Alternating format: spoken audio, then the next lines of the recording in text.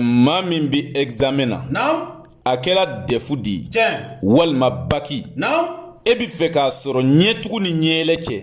alimami ni ala tɔgɔ in de b'a kɛ kɛ ko kelen dɔrɔn e ka pasi examen na baki walima defu walima a kɛra diɲɛ kɔnkuru si o si i ka pasi ala tɔgɔ min b'a kɛ nin don ayi moriw b'a fɔ nin ma ko bisimilahi wa billahi wa ilallahi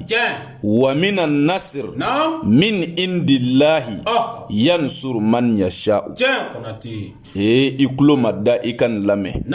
wallahi kalanden si tɛ nin kɛ k'i to baki la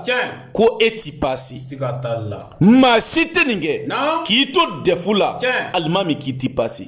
walima i tɛ nin kɛ diɲɛ kɔnkuru si la k'i tɛ pasi o kɔnkuru la alimami o ti kɛ a ye siga tɛ nin na dɛ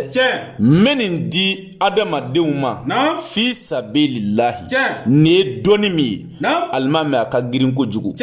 n'i y'a kɛ a bi kɛ ngo n'i y'a kɛ billahi a bi kɛ taa kana ti na fiyewu a kɔrɔbɔ i b'a ye i y'a faamu ma to ɲini fɛ ma ɲini fɛ n y'a di ma de i k'a kɛ e de bi baki la walima e bi defu la walima e bi kɔnkuru dɔ de la alimami a kɔrɔbɔ ko konate y'a di ma n'i y'a kɛ a bi kɛ taa kana ti na dɛ alimami b'i jija i bɛ papiye jɛma dɔ ɲini i bɛna taa examen kɛ ni bigi min ye i bɛ taa bigi kura san bitigi la n'i ye bigi san bitigi la kana sɛbɛnni kɛ ni bigi in ye fɔlɔ i y'a faamu o tuma na i bɛ papiye jɛman ɲini i bɛ nin ala tɔgɔ in sɛbɛn a sanfɛ bisimilahi wa billahi wa ilallahi wa minan nasir min indillahi yansur man yasha'u alimami i b'a sɛbɛn nin sɛbɛn cogoya in na siɲɛ kelen pe papiye jɛman sanfɛ i b'a don bigi kɔnɔ o tuma n'i y'a don bigi kɔnɔ alimami i b'i jija o bigi kelen i ka examen kɛ n'a ye o tuma na n'i bɛna don examen sali kɔnɔ yanni i ka don a da fɛ i bɛ nin ala tɔgɔ in kalan alimami siɲɛ 3 n'i ye cɛ ye n'i ye muso ye dun i b'a kala siɲɛ 4 o tuma i bɛ don i ka examen sali kɔnɔ n'i sela i ka npan kɛrɛfɛ yanni i ka sigi npan sanfɛ alimami dugawu min ka di ye o kalan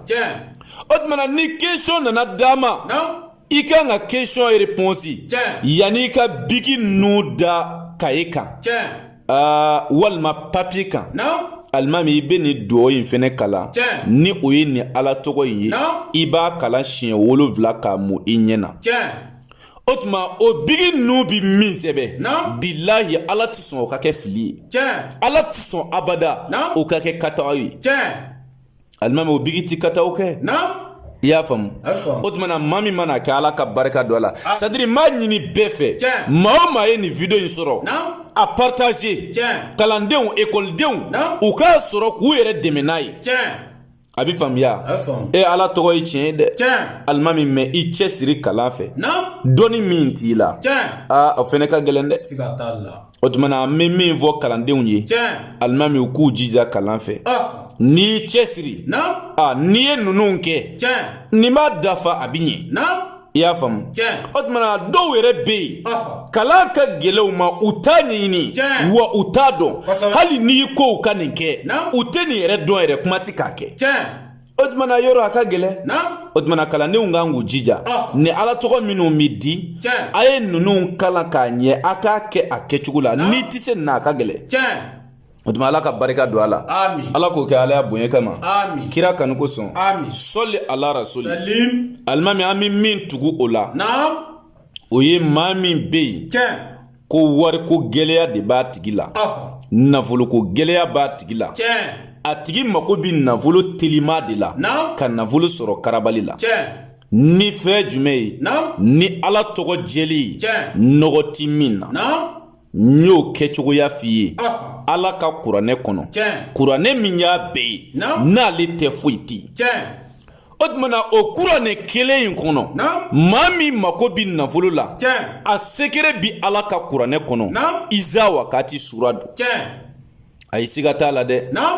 alimami ale ye nafolo sɔrɔli sira telima di n'i y'a kɛ nafolo ko la bilahi i b'a ye i kɛra diɲɛ mɔgɔ o mɔgɔ ye i mako bi nafolo de la alimami n'i ye nin kɛ i b'a sɔrɔ o tuma o baara in a bɛ kɛ ni kuranɛ jɛlen nɔgɔ t'a la suratul waqi'a baara don o tuma an b'a kɛ 30,000 nka i bɛ 15,000 sara fɔlɔ ani ka sɛden 3 sɔngɔ o ye 1,800 ye donc an bɛ baara kɛ baara ɲɛnen kɔ i b'i ka wari tɔ sara i kɛra diɲɛ mɔgɔ o mɔgɔ ye n'i ye iza wakati baara kɛ alimami i b'a nafolo sɔrɔ sababu bɛ na i bɛ nafolo sɔrɔ siga t'a la i bɛ diɲɛ jamana o jamana i bɛ dugu o dugu bɛɛ bɛ se ka iza wakati baara kɛ sababu ye tiɲɛ ye ala ko an ka tugu sababu nɔfɛ ni sababu tɛ foyi tɛ yen wa ni maa o maa tugula sababu nɔfɛ ala yɛrɛ de bɛ fara i kan k'i dɛmɛ sabu ala de ko ale ye sababu kɛ fɛn bɛɛ la ka tila k'an bila ka tugu a nɔfɛ o tuma sababu telima min bɛ yen min bɛ nafolo lase adamaden ma kari hani karabali la teliya la alimami o de ye iza wakati baara ye n'i y'a kɛ i b'a ye a bɛ faamuya baara in ye 30,000 de ye ani sɛ jɛma den 3 alimami nka i bɛ 15,000 sara fɔlɔ ani ka sɛ sɔngɔ 1,800 an bɛ iza wakati baara kɛ i ye o tuma na baara jaabi sɔrɔlen kɔ i kɛlen kɔ k'a dɔn n ye baara kɛ a ɲɛna i b'i ka wari tɔ sara ani se ye bonya min ye alimami i b'o de sara a bɛ faamu o tuma maa min mana nin kɛ ala ka barika don a la ala k'o kɛ ala ya bonya kama kira kanu kosɔn sɔli ala rasuli rabbana zolamna anfusana wa illam tagfir lana wa tarhamna lanakunanna minal khasirin